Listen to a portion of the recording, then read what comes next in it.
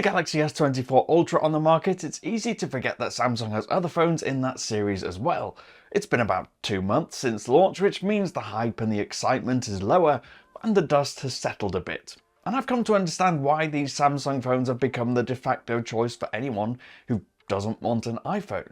And these ones, I think, are so good I can easily recommend them to most people, which isn't something I've said without heavy caveating in the past. So after 2 months with the S24 and S24 Plus, what makes these worth it? I'm Cam Bunton from Pocket-lint, and in this video I'll tell you. If you've watched any tech review videos from anywhere between 2 to 4 years ago when Samsung released different versions of its Galaxy S series phones in the US and in Europe, you'd be forgiven for thinking you're getting a bit of a dud unless you went with the US version. And the reason for that is that the American units were powered by the flagship Snapdragon chipsets, and most other markets got versions powered by the comparable Exynos chipsets built by Samsung. Now, for the most part, these chips were still powerful, still fast, but they struggled a little with power efficiency and heat dissipation, which means that the phone gets warm and throttles performance. It was still much better than a mid-range phone, but there was always this sense, at least among tech enthusiasts, that markets outside the US were being shortchanged.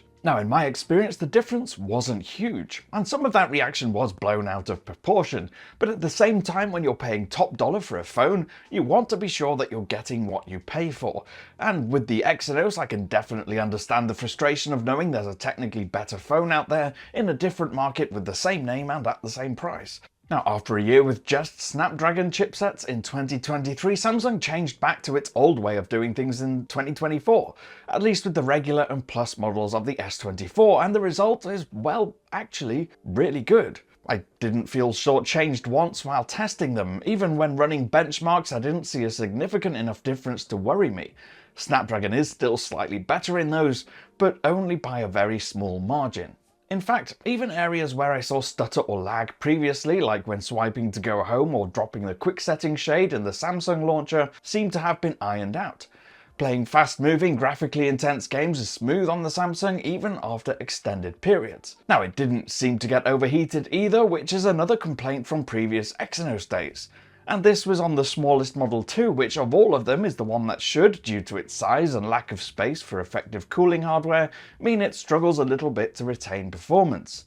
Even battery life is decent too, but it is worth caveating that by saying no, if battery life is a real worry, you shouldn't get the smaller model, because by its very nature it has a lower capacity than the Plus. But then that's the point, there is a Plus model too, which has all the same specs and features of the S24, but with a bigger screen and a bigger battery, for those who are heavier users. In fact, of the two phones, it was the Plus I found myself more drawn to using, partly because of the extra battery, but also because it can charge faster when it's empty as well, and it has that Quad HD display, which I'll talk about later. But the TLDR takeaway, don't ignore these phones just because they're Exynos, or that they're not the S24 Ultra. They perform really well, and much better than previous Exynos-powered models of Samsung phones. So now that it's been a while since the launch, we've moved well past the hype of the brand new Galaxy S24 series and those skinny bezels around the display. The thing about those skinny bezels, in my mind at least, is that it's more than just a party trick or a superficial aesthetic decision. It has real practical benefits. The thing I noticed when using them was actually having those skinny bezels means being able to have a larger display in a phone that's not very big. I mean, the S24 and S24 Plus are among the most compact phones in recent years, particularly when you compare them with phones that have similar display sizes. And in real daily use, just while messaging friends or getting involved in the work Slack chats, the display space means being able to type two-handed without ever feeling the keys were too cramped or getting uncomfortable, even on the smaller S24 model. Granted, the Plus variant affords more space and in my experience was easier to type on, but the S24 was still surprisingly spacious.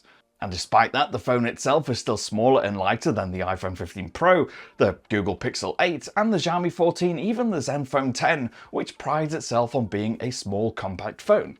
Is the design perfect?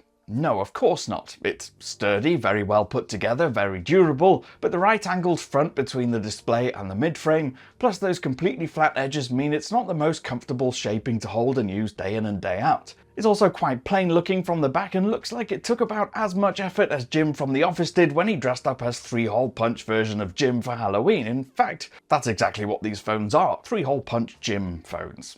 Now, since they were launched, there have been a couple of software updates for the S24. These have brought some minor improvements to the display and the camera along with some security patches, but perhaps the most impressive thing about Samsung's phones in recent years is that. Where other manufacturers tend to take more time, Samsung is responsive and pushes out updates promptly and frequently, particularly when it comes to security patches. I have older phones from Samsung here too, like the S23 FE and the A54, neither of which are top flagship models, and yet they still get relatively prompt and reliable updates. It's impressive, and another reason I think Samsung's flagship phones can't be ignored. There's not a lot new to say about the display performance itself, except to say they're pretty impressive. No, you don't get the awesome anti-glare from the S24 Ultra with these two models, but you do still get very bright colour-rich panels that are easily visible in most conditions. And with a peak of 2600 nits for those bright spots in HDR video, you get great dynamic range too, ensuring it's a brilliant experience whether you're watching YouTube, HDR shows on Netflix, or while gaming. Now, being Samsung, and just like so much of its software, you get a lot of options for tweaking the display experience.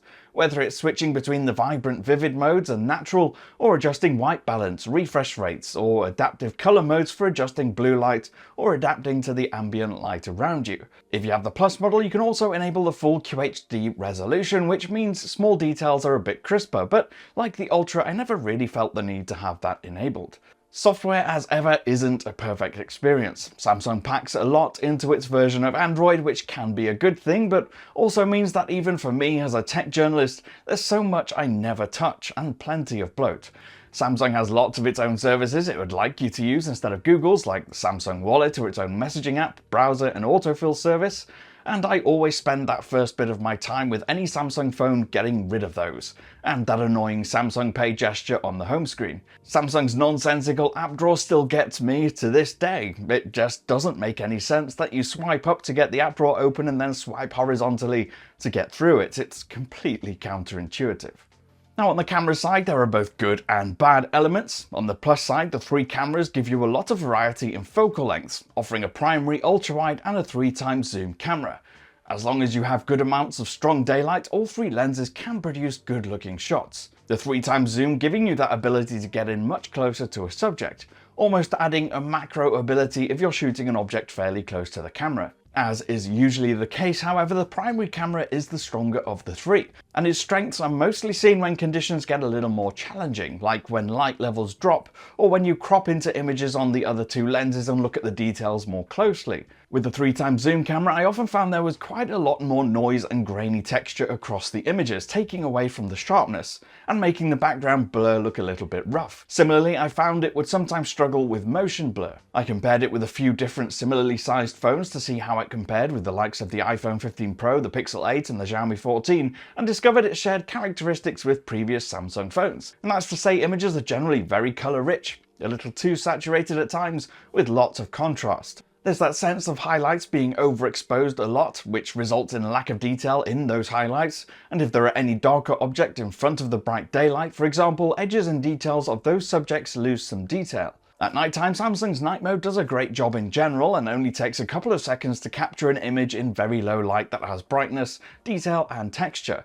Again, however, it's here you see the weakness of the zoom camera, where it really struggles to process these details when zoomed in when light conditions aren't ideal. Similarly, the ultra-wide, particularly towards the edges of the picture, you start to see distortion coming in and detail dropping off. So in the end, no, Samsung phones aren't perfect. Never have been, never will be. There are things I don't like, things that confuse, and things I wish were better, but as a complete package, it's easy to see just why Samsung's phones are so popular.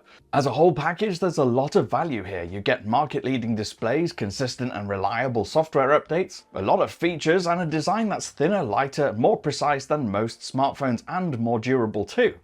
Plus, there's the fact that the Exynos and Snapdragon chips inside are actually great. You get a lot of options for accessories because the brand is so popular, and of course, Samsung's mind share is massive. People are more aware of it than a lot of other Android brands purely because they've been at the pinnacle of Android innovation for so many years.